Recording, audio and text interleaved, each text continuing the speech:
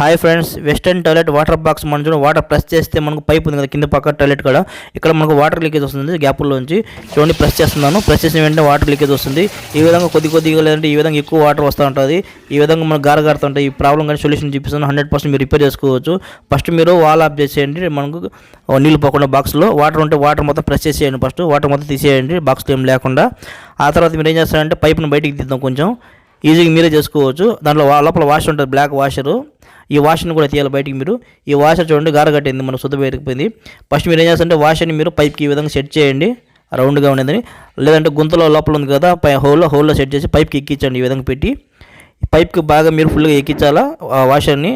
ఆ తర్వాత ఆ హోల్లో బాగా ఆ పైప్ని సెట్ చేస్తా, లోపల తోస్తా వాషర్ని కూడా లోపల సెట్ చేయాలి బాగా. అది మాల ఈ విధంగా కరెక్ట్గా సెట్ చేయండి. ఈ విధంగా సెట్ చేస్తే ఏమందంటే మనకు 50% మనకు వాటర్ రాకుండా ఈ వాషర్ని నిలిపేస్తుంది, 100% కూడా నిలిపేస్తుంది. ఆ తర్వాత మీరు ఏం చేస్తారంటే ఆ తర్వాత మీరు వైట్ సిమెంట్ తీసుకోండి. ఈ వైట్ సిమెంట్ మనకు 50 రూపాయలు ఈజీగా దొరుకుతుంది.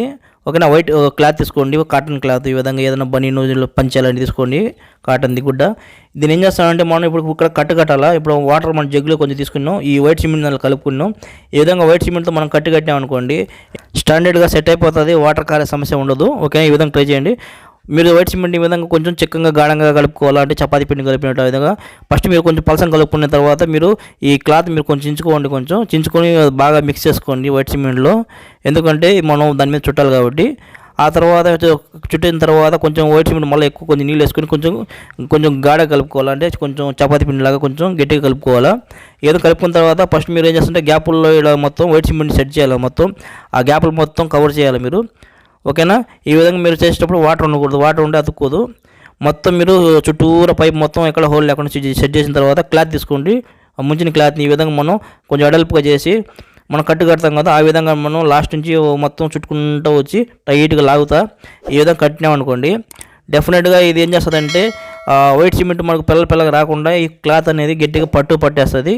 అంటే మనం కట్టినట్టే గట్టిగా సెట్ అయిపోతుంది. ఈ విధంగా మీరు చేశారనుకోండి, డెఫినెట్గా మీకు వాటర్ కారే సమస్య ఉండదు. ఎంత ప్రెజర్ అయినా రాని, ఎంత ఏమైనా తగిలినా కూడా ఊడిపోయే సమస్య ఉండదు. పొడి వైట్ సిమెంట్ చేతిలో తీసుకొని తడిగా ఉంటే అక్కడైనా మన అదమాల ఈ విధంగా గట్టిగా పట్టేసుకుంటుంది. ఒకవేళ మీకు సరిగా వాటర్ ఎక్కువ వేసేసింటే ఆ తర్వాత మీరు వెంటనే మీరు క్లాత్తో కానీ నీళ్ళతో కానీ బాగా కడిగేయండి కింద. ఎందుకంటే అది గార కట్టేసింది అనుకోండి మళ్ళీ పోదు టైల్స్ మీద.